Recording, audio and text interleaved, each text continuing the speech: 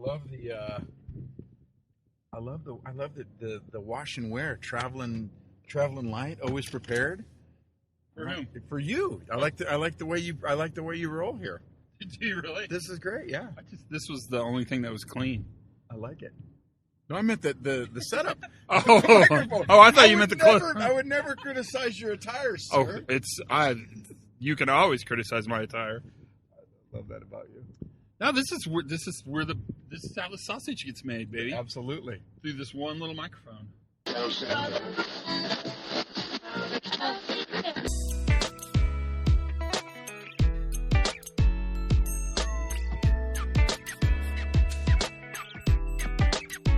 Hi, everybody, and welcome to the Pre-Accident Podcast. I am your host, Todd Conklin. How are you today?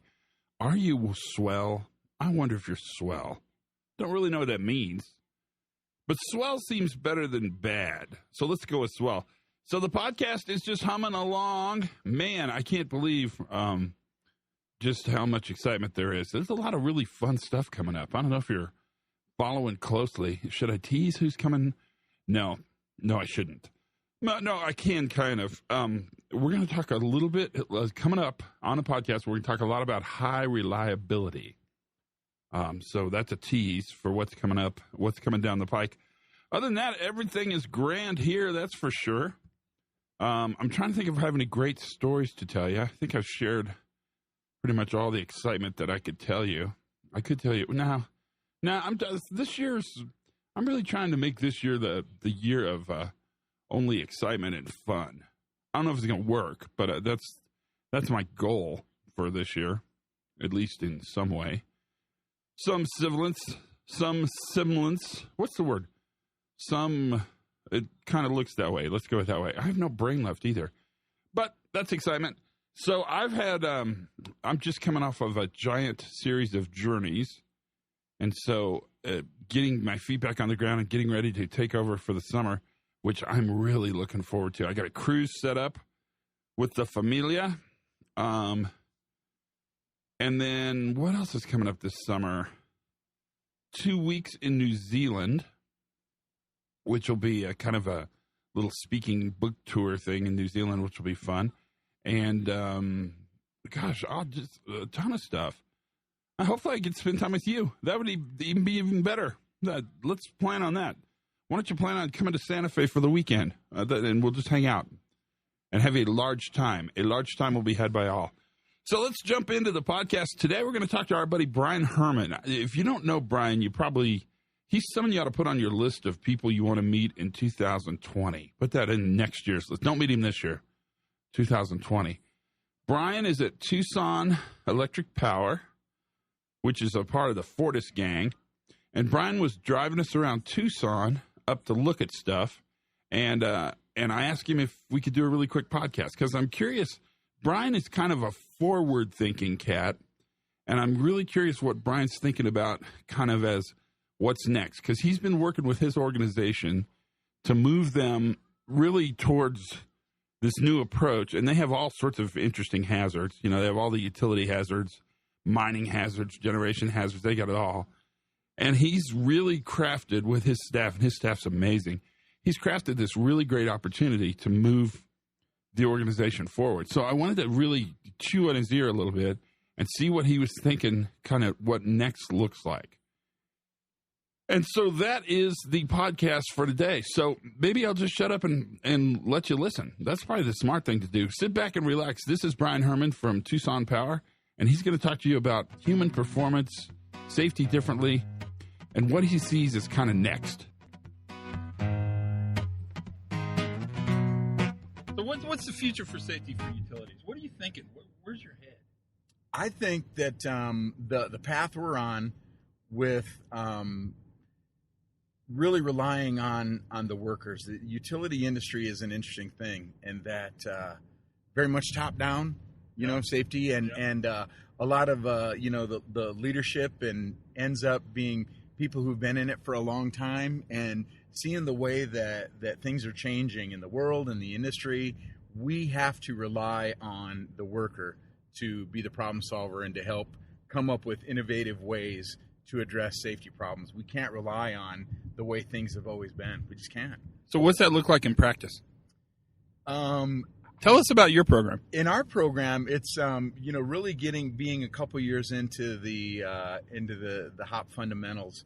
It's that piece of almost a partnership with the workers, where rather than from a safety standpoint, not us just enforcing codes and regulations, but it's more a partnership of how do we do things differently, and that's really what it's about for us, is letting the conversations that we have and kind of the organic learning, letting that drive safety rather than just sticking to the rules and regulations, because as stringent as they are, they're not gonna keep us safe.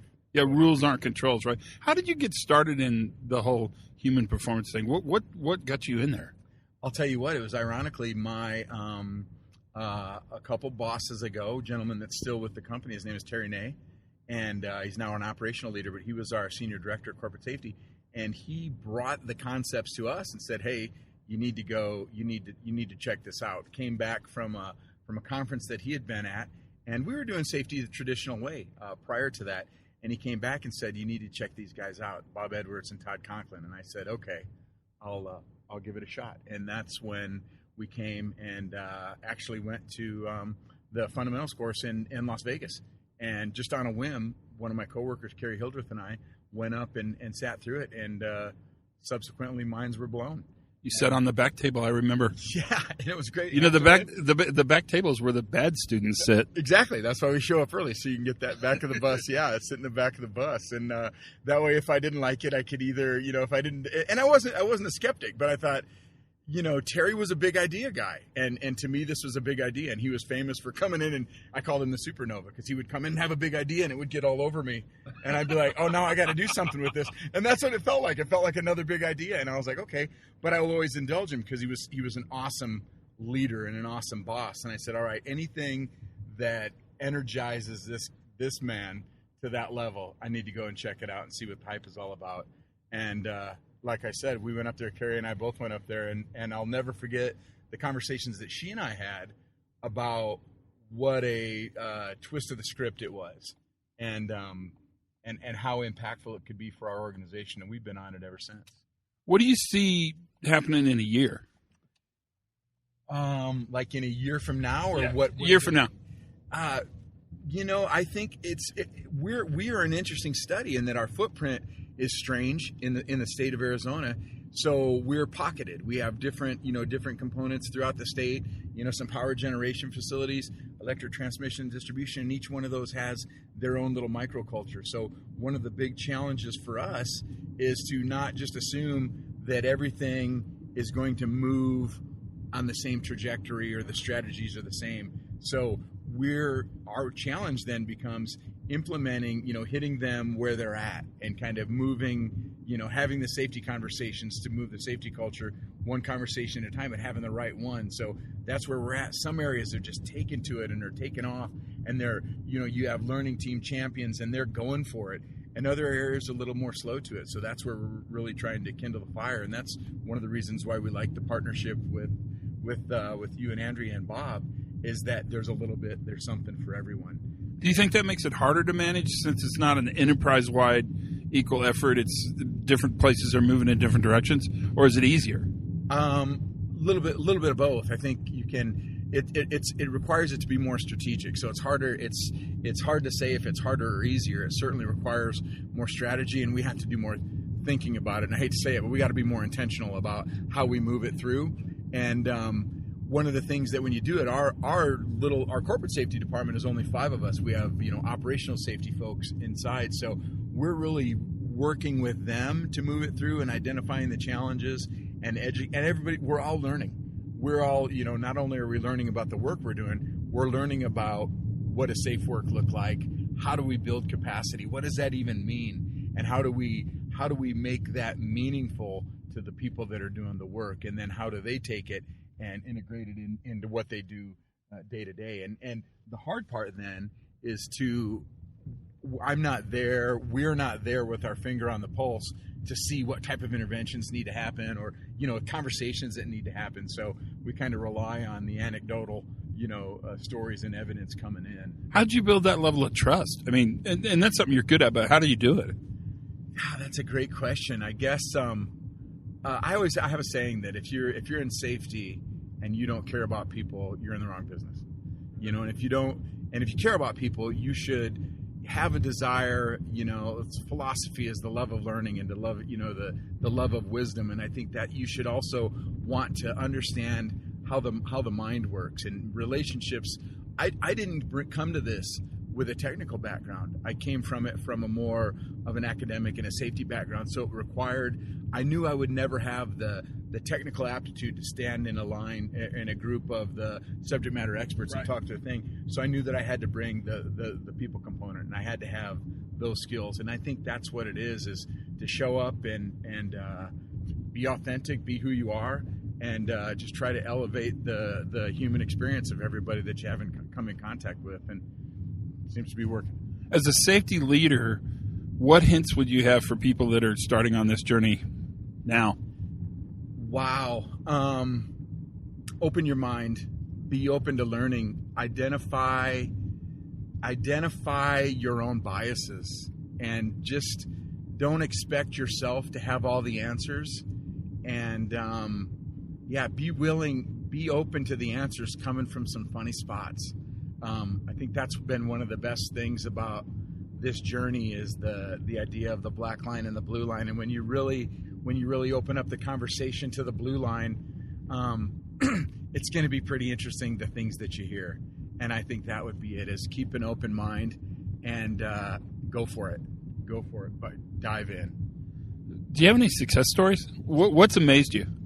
What's amazed me, I think, is one of the things that's amazed me is the way that these ideas and these methods and just this practice has improved relationships. And in particular, in some pockets where some real strained relationships between leadership and work groups, and leadership buys in and has the patience to work through the skepticism that's going to be naturally inherent on something that's new, or something that looks different, or something that could be accused of being flavor of the day. And if leadership is committed to it and really partners with the work groups and lets the ideas and the solutions come from that, it's amazing the ills that will heal. And that's been one of the coolest things in some of our areas, that I've seen some long-standing relationships that were really strained all of a sudden are improved. And then naturally, everything that comes along with that, right? Work gets better, it gets faster, it gets more efficient, it's certainly safer. It's just, morale goes up, everybody's sense of well-being, and it's back to that elevating the human experience. People feel more engaged and everything that comes with it. So that's been a cool byproduct of this whole thing, and one of the reasons why I love it. Has it been worth it? Are you guys safer?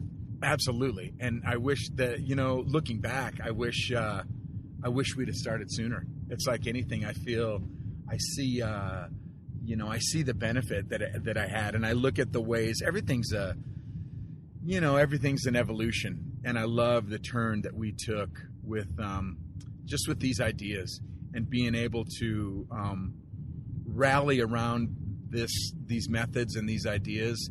Just as a safety group, it's brought our safety professionals together in a way that I didn't see coming. So that's been really cool. Thanks, man.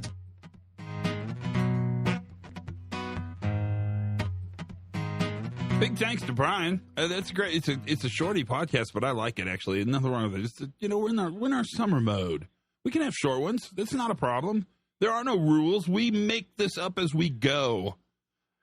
There are a ton of new podcasts out there. I'm just saying, you and I have cut the swath. We sort of set the standard by which all the rest of these new safety podcasts are just kind of happening all over the world, which makes me proud because, just because it's not everything's a competition. That's just what I look at it. And talking to Brian, it's just really nice to talk to somebody who thinks about these things the way we think about them and has thought about them for a while. To me, the point he makes at the end is really valuable, how it's rejuvenated and revitalized safety professionals in the work. It's building stronger teams. It's giving us better things to do. It's a positive thing to look forward to. And sometimes I think our world doesn't have so much of that. So that's a real plus for us, no matter how you cut it. Special thanks to Brian. Thank you for all you do, my friend, and for your entire staff. They are amazing people. And thanks for hanging out with us and showing us all the good tacos, which is the reason you go to Tucson. Tucson is about the taco. If you ask me, no one did, but if you did, that's what I'd tell you. Until then, keep listening. Thanks for being a part of it. Tell your friends, subscribe. Keep an ear tuned because there's great things coming up, and we'll have lots and lots of fun, I promise. Learn something new every single day. Have as much fun as you possibly can. And for goodness sakes, be safe.